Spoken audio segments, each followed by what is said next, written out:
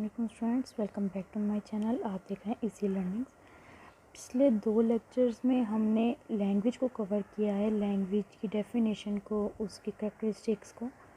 अब हम अपने सेकंड टॉपिक की तरफ मूव करते हैं, जो कि है लिंग्विस्टिक्स। अब इस टॉपिक में हम डिस्कस करेंगे लिंग्विस्टिक की डेफिनेशन, उसके जो वर्ड के ओरिजिन है उसके बारे में, उसके नेचर के बारे में, उसके स्कोप के बारे में। सबसे पहले बात करते हैं कि लिंग्विस्टिक जो वर्ड है वो कहाँ से आया है। तो बेसिकली ये लिंग्विस्टिक जो वर्ड है ये लैटिन में इसका ओरिजिन है और ये लफ्ज़ 2 लफ्ज़ से मिलके बना है।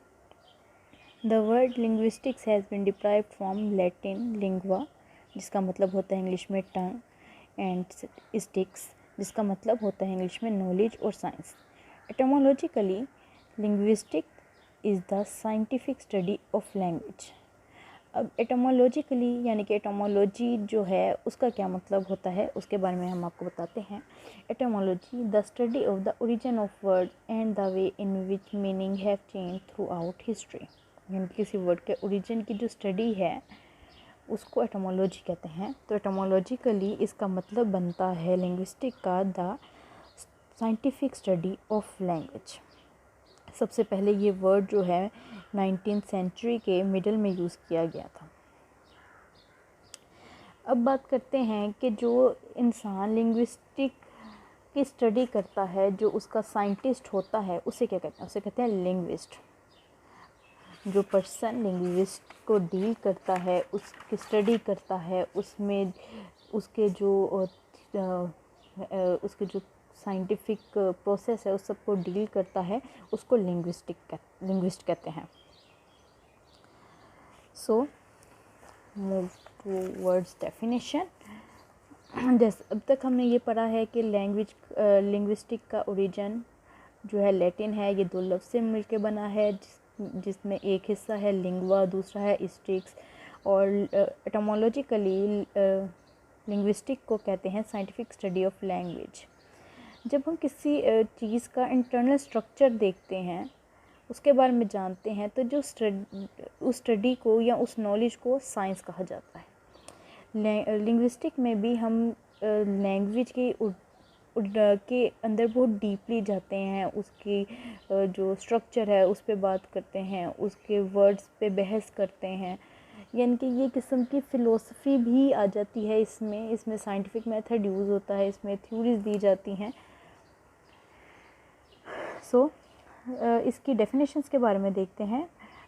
जब भी लिंग्विस्टिक का क्वेश्चन आएगा आपने एटलीस्ट 3 डेफिनेशन इसकी ज़रूर लिखनी है, और मेरी कोशिश ये है कि इजी से इजी डेफिनेशंस आप तक पहुंचाऊं। फर्स्ट डेफिनेशन देखते हैं लिंग्विस्टिक की। Linguistics is a basic for the scientific study of human language. जो बेसिक जो है साइंटिफिक स्टडी ह्यूमन लैंग्वेज की, उसको लिंग्विस्टिक कहते हैं। एक और डेफिनेशन है उसके मुताबिक linguistics as a science that investigates the language of the written and non written. ज़रूरी नहीं है कि जिस लैंग्वेज के साथ ये लिंग्विस्टिक डील कर रही है वो रिटन फॉर्म में ही हो, वो नॉन रिटन फॉर्म में भी हो सकती है, वो स्पोकन फॉर्म में भी हो सकती है।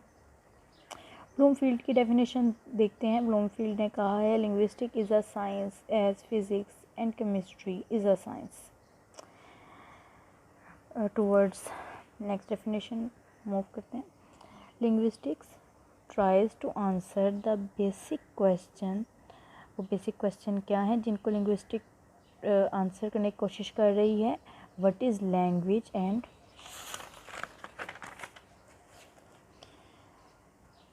How does language work. एक और लैंग्वेज की डेफिनेशन जो कि मुझे बहुत आसान लगी है, आई थिंक सबसे आसान डेफिनेशंस में से एक है। The scientific study of human language is called linguistics. Conclusion इसका हमने ये निकाला, we can say that linguistics is learning about language rather than learning a language. यानी कि general study of human language या नॉलेज ऑफ लैंग्वेजेस, उसको linguistic कहते हैं।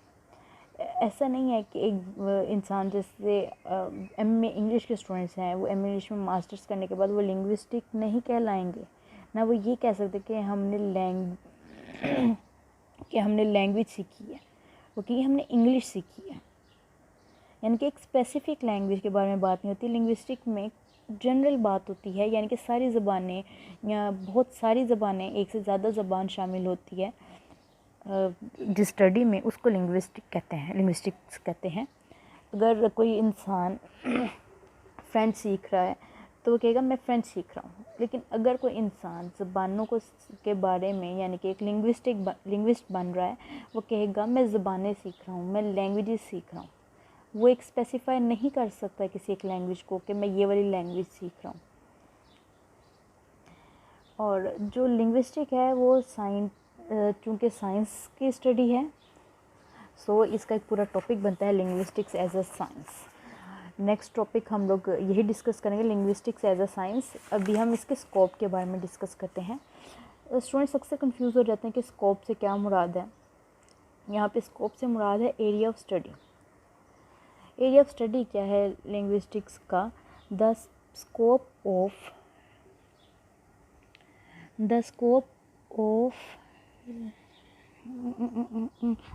of linguistics is vast and huge, and it covers wide range of fields and topics. कुछ अर्सा पहले तक linguistic बाकायदा खुद एक सब्जेक्ट नहीं था। ये सब्जेक्ट्स के अंदर इसको एक चैप्टर की हैसियत हासिल थी। जैसे ये साइकोलॉजी में थोड़ा सा इसका ऐड कर देते थे, सोशियोलॉजी में इसका थोड़ा सा हिस्सा ऐड होता था, लेकिन अब ये बाकायदा एक सब्जेक्ट बन चुका है।